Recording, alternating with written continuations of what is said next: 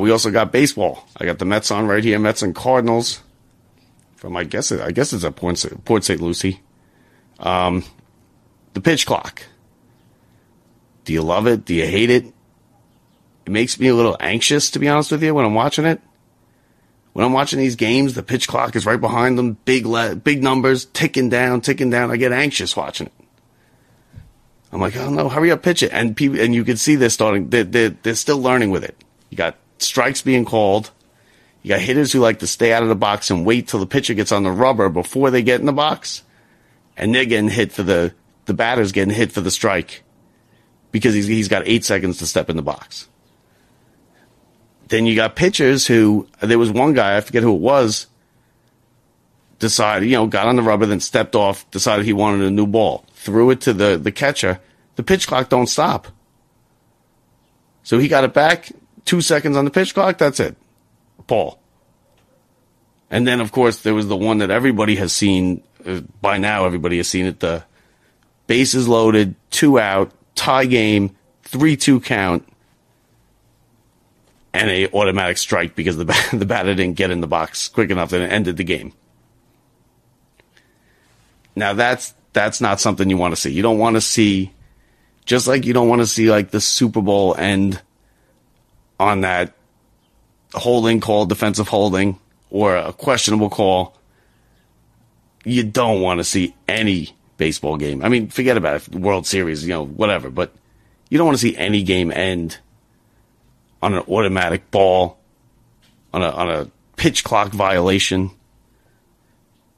But it's not really a judgment call. It's black and white. It either is or it isn't. It's like the play clock. And I think we'll eventually get used to it. I happen to like it. Like I said, it makes me anxious when it's right behind the plate, big numbers just counting down. 6, 5. You're like, oh, this guy's not going to get it. He's not going to make it. What is he doing? But from what I've read, it's not going to be behind the plate like that during the regular season. So I'm not sure. I imagine that the networks and the TV will put it on their score bug. They'll put something with the pitch clock, just like the NFL has the play clock. Like Fox has their thing or CBS has their thing on the score bug on the screen that will count it down. So I don't know how it's going to go with that. As far as the speed of the game, it's fast. 15 seconds is fast. You know what it does? It makes you realize how slow it really was. Because you see this 15 seconds, it starts when they get the ball back. When the pitcher gets the ball back from the catcher, I think when it hits his glove, the clock starts.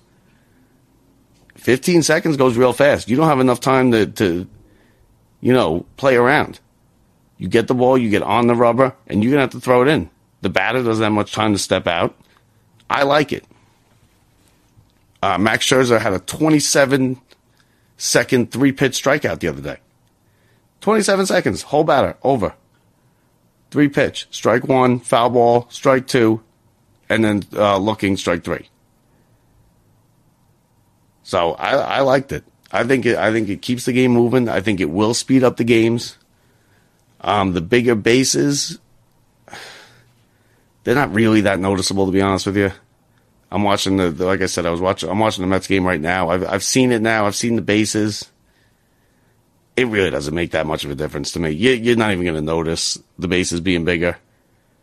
I mean, I guess if you look hard, I'm looking now. It's a touch bigger, but that's not a big thing. The no shift, I haven't really seen that implemented yet.